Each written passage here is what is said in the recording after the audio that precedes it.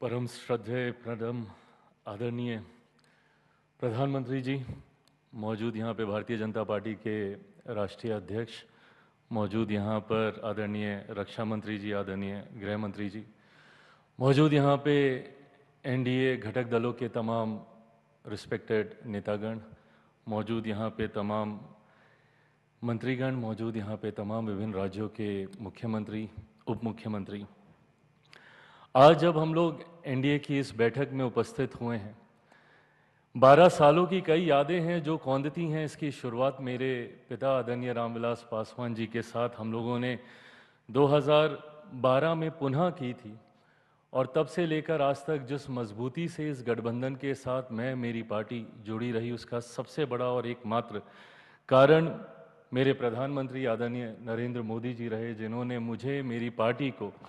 हर विपरीत परिस्थिति में संभाल कर रखा। मेरे पिता के जाने के बाद जिस उदाहरण का जिक्र आदरणीय शिंदे साहब कर रहे थे, हर किसी के पास, और ये कोई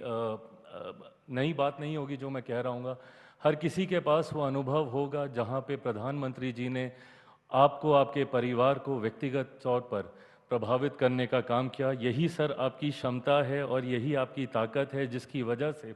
आज एनडीए एक राजनीतिक दलों का गठबंधन नहीं है सर, एक परिवार के तौर पर हम लोग यहाँ पर एकत्रित हैं। उदाहरण कई गठबंधनों के रहे, 90 के दशक से हम लोगों ने अलायंस पॉलिटिक्स देखी, बट कोई गठबंधन कभी टिक नहीं पाया। तो वहीं एनडीए गठबंधन हर बीतते साल के साथ और ज़्यादा मजबूत होता गया सर। उसका कारण सिर्फ और सिर्फ आप हैं। इसके लिए आपको विशेष तौर पर सर धन्यवाद कि आपने हम सबको इतना प्यार, इतना सम्मान दिया।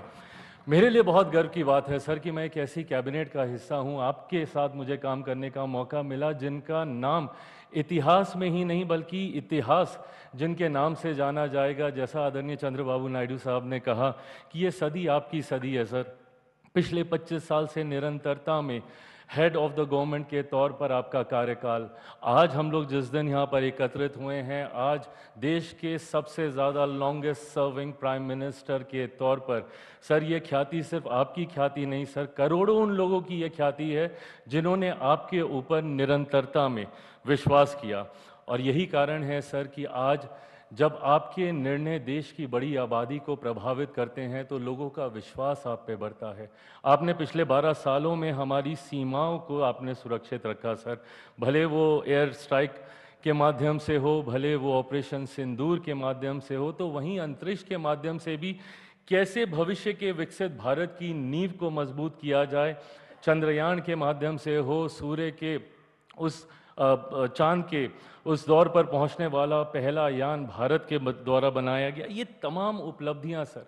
पुनः हम सबके विश्वास को आपके प्रति और ज़्यादा मजबूत करने का काम करती हैं सर। एक तरफ जहां देश के इंफ्रास्ट्रक्चर को आपने मजबूती देने का काम किया, कनेक्टिविटी को आपने बढ़ाने का काम किया, बिजली पानी घर घर गांव-गांव तक पहुंचाने का काम किया, तो वहीं गरीब कल्याण योजनाओं के माध्यम से सर आपने ये भी सुनिश्चित किया कि देश की बड़ी आबादी को कम से कम रोटी की चिंता ना हो, जो पैसे बचे उसकी प्रति आय में वो जुड़ें, उसकी प्रति व्यक्ति आय में इजाफा हो। 80 करोड़ लोगों को प्रधानमंत्री गरीब जन कल्याण अन्न योजना के माध्यम से राशन देने की बात हो, या आयुष्मान के माध्यम से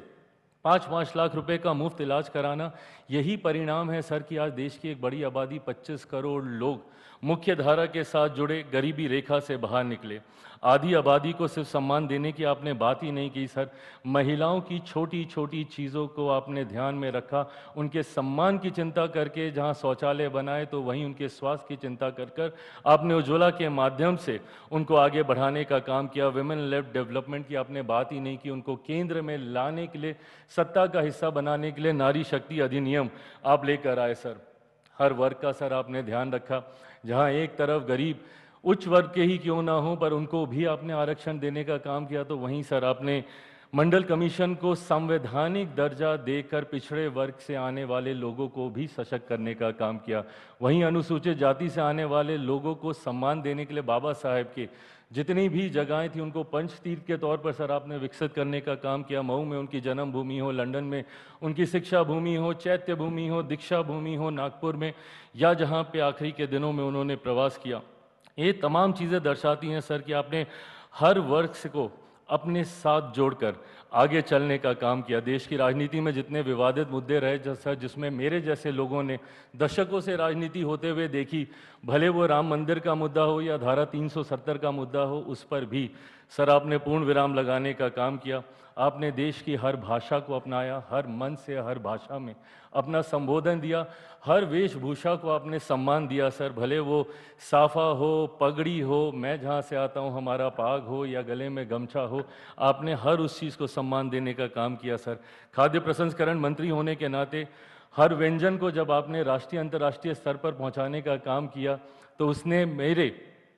कार्य को आसान किया। आपके सपने को भारत एक ग्लोबल फूड बास्केट बने, उसके लिए सर आपने हर उस व्यंजन को सम्मान दिया। झाल मूढ़ी हो सर या हमारे यहाँ का मखाना हो, मखाना बोर्ड भी आपने बनाया, श्री अन्न हो सर या सी बकथॉर्न हो, ये तमाम चीज़ों को सर आपने राष्ट्रीय अंतर्राष्ट्रीय पहचान दिलाने का काम किया। मैं सर एक बिहारी होने के नाते ये ज़रूर कहूँगा कि आपने जिस तरीके से मेरे राज्य को हाथ पकड़कर मुख्य धारा के साथ जोड़ने का काम किया, लाखों करोड़ों की परियोजनाओं को ना सिर्फ आपने उसका शिलान्यास किया बल्कि आपने उसका उद्घाटन भी करने का काम किया। आज मेरा बिहार धीरे धीरे मुख्य धारा के साथ जोड़ रहा है, उसका कारण आप हैं सर। एक बार फिर से मैं अपनी तरफ से, अपनी पार्टी लोक जनशक्ति पार्टी रामविलास की तरफ से आपके द्वारा किए गए देश समर्पित हर एक कार्य को नमन करता हूं और इस बात को शायद मैं पूरे confidently on behalf of every NDA ally party मैं सबकी तरफ से कह सकता हूं कि सर एक बार फिर से 2029 में हम सब मजबूती से आपके नेतृत्व में सर चुनाव लड़ने के लिए तैयार हैं। आप आगे बढ़ें सर, आप स्वस्थ रहें, दीर्घायु रहें, ये हम सब की शुभेच्छा है और आपका आशीर्वाद मार्गदर्शन हम सबको ऐसे ही मिलता रहे, ये हम सबकी इच्छा है। थैंक यू सर, नमस्कार।